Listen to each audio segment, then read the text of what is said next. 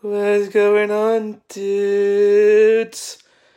Welcome back to the vault. It's your boy, MC Ferrari Balls, Shelby Balls. And the film I will be reviewing this evening, and it is a late one, I apologise, will be Le Mans 66 or Ford versus Ferrari. I think I prefer the Le Mans 66 title myself, but for the simple ones out there, Ford versus Ferrari. So let's just jump straight into it. This one opens with some old radio coverage of Le Mans before we are introduced to Carroll Shelby. Such a stellar cast for this one. Matt Damon gives a superb performance as Shelby and is joined by the acting talents of John Barenthal, Kate Triona, I'm definitely pronounced that wrong, Balf, again, my apologies, and Tracy Letts. All of these actors do tremendously in their respective roles and really help push the story along. The standouts for me, though, were Christian Bale, who honestly never ceases to amaze me with his acting range. He plays the affable Ken Miles and gives an absolutely endearing performance. Bale is joined by the young yet talented Noah Jupe, who gives an innocent yet sweet performance to son who idolizes his dad. The cast really just hit all the right spots for me. The story for this one was another aspect that hit all the right notes.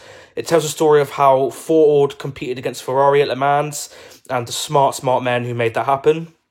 I loved this script. The film does burn at a slow pace, but it is smartly interspersed with edge-of-your-seat races and some really lovely tender moments between the characters. Every relationship feels fully fleshed out and soundly written, especially relationships that Ken has with the people around him, primarily his wife and his son. Ken is actually written so well that you instantly like him and want him to succeed as soon as he steps on screen. It had me wondering if the real Ken Miles, was just as likeable. I also really loved that going into this, as not much of a racing fan, I was still able to thoroughly enjoy it. The script was so well written and structured that I got sheer chills of excitement in one scene where Shelby tells Miles to take up 7,000. Just the music and just everything else about that scene was just tremendous. There are also other amazing scenes that I won't give away, and the humour in this is also completely charming, which never really hurts. The race sequences in this film are truly astounding and pump fresh air into the racing genre. Add to that, all the 60s model cars look bloody sexy, and I find myself asking why I never really got into racing. You are never taken out of the action, and most of the races and effects look practical, and like a lot of care and attention to detail was put into each one to make it exciting, edge of your seat stuff. Honestly, though, I would have been happy seeing no racing, considering how strong the script is. This one comes from the directorial mind of James Mangold. Not only does this guy know how to write a gripping script, but he also gives us some superb camera shots, not just with the racing, but during the more tender moments also. The main one that springs to mind is that of Miles and his son sat on the tarmac as the sun sets in the foreground, and the airport lights are just twinkling all around them. Mangold's camera play in this is just outstanding, as well as his ability to tell an emotional yet fun story. I have to finally mention the music and the sound mixing for this film.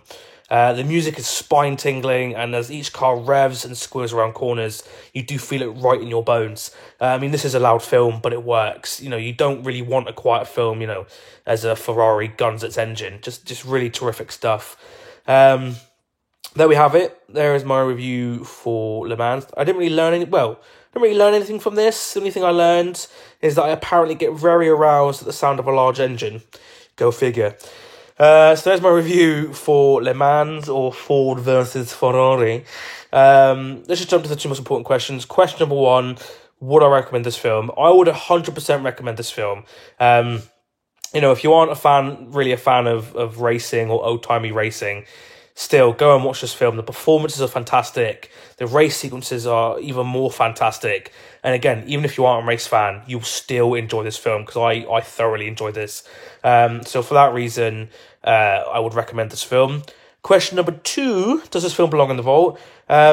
I really had no issues with this film, and that's quite rare for me because I usually find issues with any film I watch.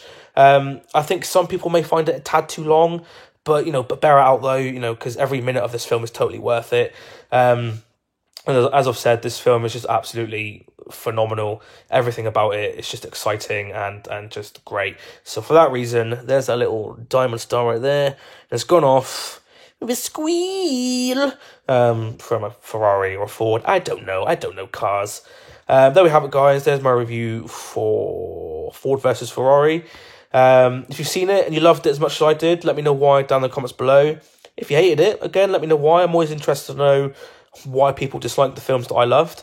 And as always, guys, if you like what I'm doing here, please don't forget to like, subscribe, share this video with your friends, your pets, your family, your friendly neighborhood Le Mans.